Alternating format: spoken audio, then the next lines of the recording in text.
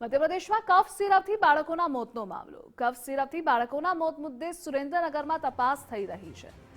Central એજન્સીની team દ્વારા સુરેન્દ્રનગરમાં તપાસ હાથ ધરાઈ. ગુજરાતની 2 ફાર્મા કંપનીઓમાં તપાસનો ધમધમાટ ચાલી રહ્યો છે. શેફ ફાર્માસ્યુટિકલે કફ સિરપ બનાવ્યાનું સામે આવ્યું. દિલ્હીની ટીમ દ્વારા તપાસ તેજ કરવામાં આવી છે, તો કંપનીના HR મેનેજરે સમગ્ર મામલે લૂલો બચાવ કર્યો. રહ્યા છીએ અને અમારા લોકલ ઓથોરિટી, અમારી લોકલ કંપનીના લેવલે પણ અમે એનાલિસિસ કરી રહ્યા છીએ અને બહાર પણ અમારું એનાલિસિસ ચાલુ છે. જે કંઈ રિપોર્ટ આવશે અમારી પાસેથી એ તમને મીડિયા અને પ્રેસ નોટ દ્વારા જાહેર કરવામાં આવશે.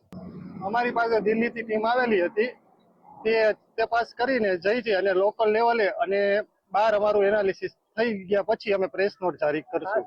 બાળકોના મોતનો આક્ષેપ છે, શું કહેશો એ બાબતે? એ બાબતમાં તો અમારી કોઈ કંપનીનો કોઈ ઉલ્લેખ ક્યાંય થયેલો નથી. એ કોઈ બીજી કંપની હોઈ શકે છે, અમારી કંપનીનો નથી. અમારી તરફથી અત્યારે લોકલ લેવલે તથા અમારી જે એનાલિટિકલ ટીમ છે તે અત્યારે તપાસ કરી રહી છે અને એનો રિપોર્ટ કોઈ તાત્કાલિક ન આવી શકે, એનો 1 થી 4 દિવસ કે 8 દિવસ પણ થઈ શકે છે. સંવાદદાતા વિરેન જોડાયેલા છે. વિરેન, કફ સિરપને લઈ સુરેન્દ્રનગરમાં તપાસ થઈ રહી છે, અપડેટ શું છે તપાસને લઈ?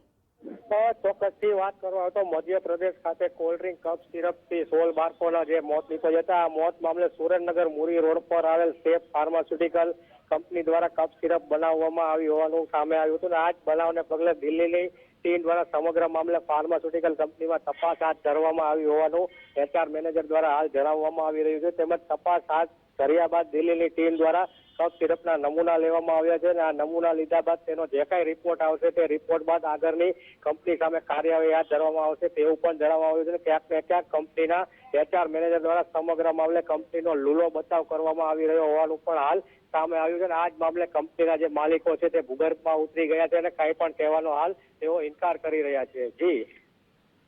જી વિરેન, જોડાવા બદલ આભાર આપનો.